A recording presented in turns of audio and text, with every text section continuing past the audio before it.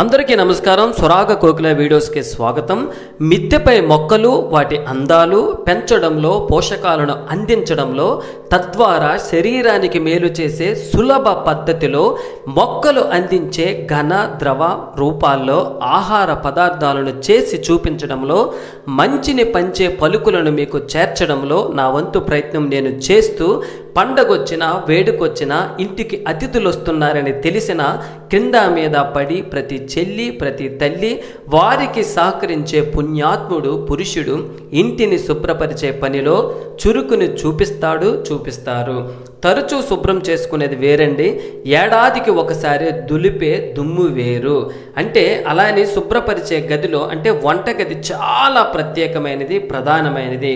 నేనేదో చూపిస్తున్నా వీటి కోసం అంటే ఒక ఏడలా మీరు భావించకుండా మన ఇంట్లో ఉన్న ఈ వస్తువులను ఉపయోగించే పద్ధతిలో వంటగది ఒకవేళ మీరు సన్మేక్తో అంటే మన కబోర్డులు చేస్తాం కదండి, వాటిని సులువుగా శుభ్రపరిచే చిట్కాలు ముందుగా ఇదిగోండి. వంటగదిలో తాలింపుల మేళవింపులతో తుల్లి గోడలపై కబోర్డులపై అంటిన మసాలా మరకలను ఎలా శుభ్రం చేసుకోవచ్చు అంటే ఇదిగోండి, ముందుగా కొంచెం నీళ్లను మగ్గులో పట్టి షాంపూ ఏదైనా ఒకటేనండి, ₹1 మొదలుకొని రూపాయితో పెట్టి కొన్న పేరు ఏదైనా షాంపూ చేసే మేలు ఒకటే, శుభ్రం చేసే గుణం.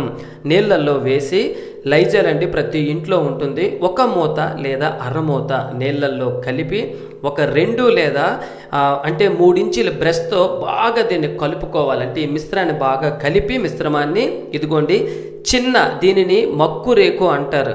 అంటే హార్డ్వేర్ షాపుల్లో మీకు లభిస్తుంది. ధర కేవలం 10 లేదా 15 రూపాయలు ఉంటుంది. ఇకపోతే మనం వాడి పడేసిన టూత్ బ్రష్ అండి, వీటిని ఉపయోగించి మొట్టమొదట చిట్కాగా అద్భుతమైన శుభ్రపరిచే ఫలితాన్ని, మురికి పోగొట్టే ప్రయత్నాన్ని మీకు చూపించే చిన్న ప్రయత్నం.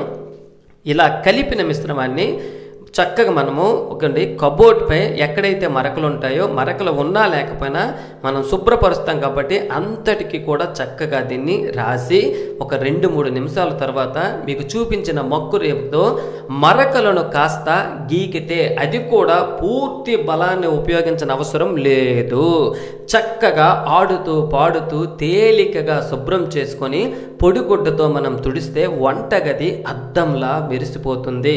వారానికి ఒకసారైనా ఇలా ఈ పద్ధతిని ఉపయోగిస్తే వంటగది కొత్త పెళ్లి కూతురిలా కలకలలాడుతూ నిండు ముస్తాబులా అందంగా మెరిసిపోతుంది. మీరే చూడండి, ఎలాంటి మరకైనా సరే వదిలేస్తుంది.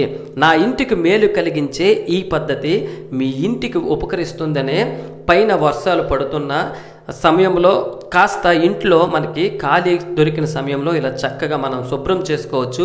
రెండవది, ప్రతి ఇంటిలో కూడా అద్దాలను శుభ్రం చేసే కోలిన్ ఉంటుందండి. దానిని పాత పేపర్తో అంటే ముందు మనము దానిని కూడా కొట్టి పాత పేపర్తో తుడిచి శుభ్రం చేసుకోవచ్చు, చక్కగా మనకి శుభ్రం అవుతాయి. తర్వాత మూడవది, చాలామంది చిన్న అంటే అలవాటులో పొరపాటు అంటారు కదండి, పాత్రలను శుభ్రం చేసినప్పుడు చిన్న తడి ఉన్న వాటిని చూసుకోకుండా మన గిన్నెల స్టాండ్లో వాటిని వేస్తాము. అవి వేయటం వల్ల తొందరగా మనకి స్టీలు ఉంటే అది జంకు పట్టేస్తాయి.